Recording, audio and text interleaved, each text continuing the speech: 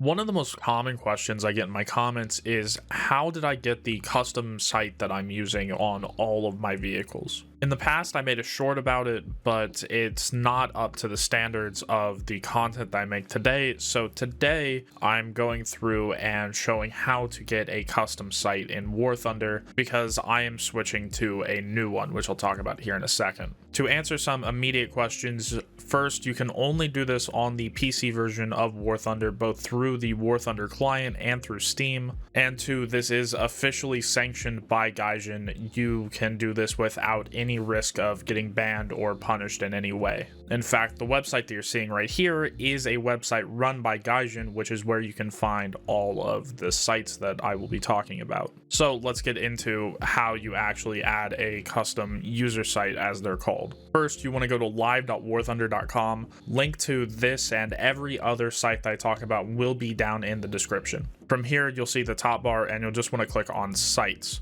As you can see here, I'm looking at the most downloaded of all time sites, or at least the top 100 of them. And there are plenty of sites to choose from. If you look, there's sites that are realistic sites, such as all of Ride R2's sites. You have ones that are trying to replace the default sites, and you have sites for sim and just other things. Basically, if you think that you might want it as a site, then somebody will have made it. Now, the site that I have used for a very long time at this point is this site here called the Pharaoh Z18. This is based on a real site used by some German vehicles. I believe the site is made by Hinsel, and I used it because, as you can see down here, it's made for a lot of vehicles. But the reason why I'm switching away from it is because, as you can see right here in the highlighted section, after the last game update, mini crosshairs are not displayed correctly. And when the creator says after last update, he's talking about a few updates ago. As you see from the line below, he's from Ukraine and he can't make changes to the sites right now. So I wish him the best, but I do need to switch to a site that does work and is updated for all of the new vehicles being added to the game. Hopefully someone can update it in the future because I do really like this Pharaoh site, but I will be switching to a new one for the time being, which is this one right here, the Enhanced Tank Site by Wojek.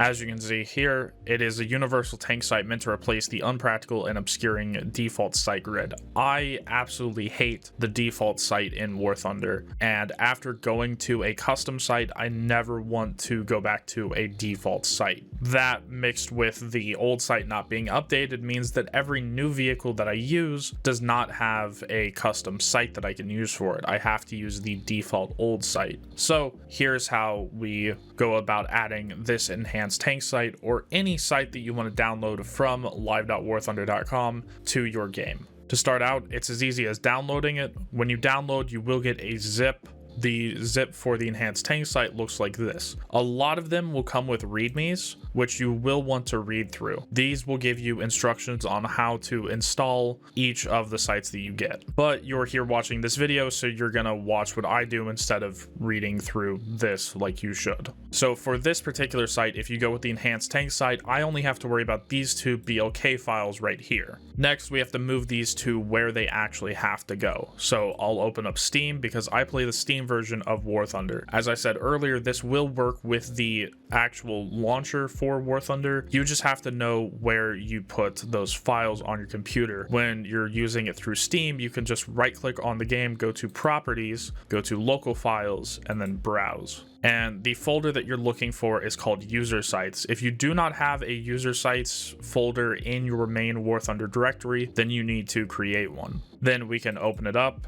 and as you can see, here is the custom sites for each of the individual vehicles that I have. When you open this up, if you have not had any custom sites in the past, then this will be mostly empty for you. Because I am replacing the old sites, I can actually delete basically everything in here. So I can just highlight everything and I'll get rid of it all. I do want to keep the all tanks folder. This is the folder that I will need for the enhanced tank site that I'm using. And there's also one other site specifically for the Centurion AVRE that I also want to keep, which is right here. So I'll want to deselect that, and then I can go about deleting everything else. So now that we've done that, I'll also want to go into the all tank site, and I will want to remove all of those sites as well. Once I've done that, I can go back to the zip folder that I had the other things in. I can see that in the README, it tells me to just put them in the all tanks folder. As I said before, read the README for any file that you download. It will usually also have instructions for installation on the live.warthunder page for whatever site you're using.